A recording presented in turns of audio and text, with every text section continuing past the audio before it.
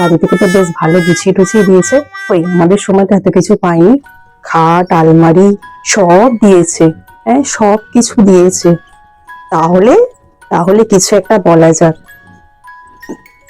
এই যে তোমাকে বিয়ে করে কি করে আনা হয়েছে, কি করতে আনা হয়েছে বলো? তুমি বাড়ির সমস্ত কাজ করবে, আমাদের দেখাশোনা করবে, সেই জন্যই তো এনেছি। বুড়ো শাশুড়িদের সবসময় দেখাশোনা করবে। উম উঠতে বসতে কথা শোনাবো, তবেই না আমরা। আপনাদের সময় সবকিছু এনে সবকিছু খাটানো হতো না। আমাদের এই সময় হয় না। আমাদের এই সময় আমরা মেয়েরা অতটা নিজেকে সস্তা মনে করি না।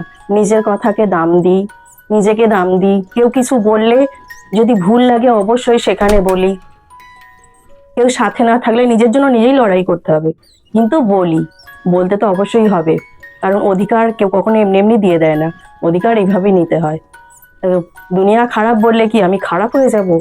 এমনটা আপনাদের চিন্তা ভাবনা করাটা উচিত নয়। আপনি যতই খারাপ করার চেষ্টা করুন একজনকে, অবশ্যই নিজের লড়াই নিজে করেই বাঁচতে হবে। আসলে আমাদের দুনিয়াটা শিখিয়ে দেয় যে কিভাবে লড়াই করে নিজেকে বাঁচতে হবে। আপনাদের ধারণা আপনাদের কাছে রাখুন, সেতে কোনো অসুবিধা নেই। থাকতেই পারে। আপনাদের ধারণা নিয়ে কি চলতে হবে এমন তো কোনো কথা নেই। সারা জীবন আপনারাই রাজত্ব করে যাবেন আর একে একে অনেক কষ্ট দিয়ে যাবেন, এমনটা তো হয় না।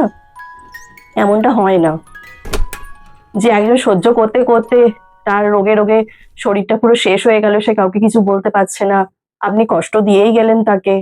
এমনটা ভাববেন না।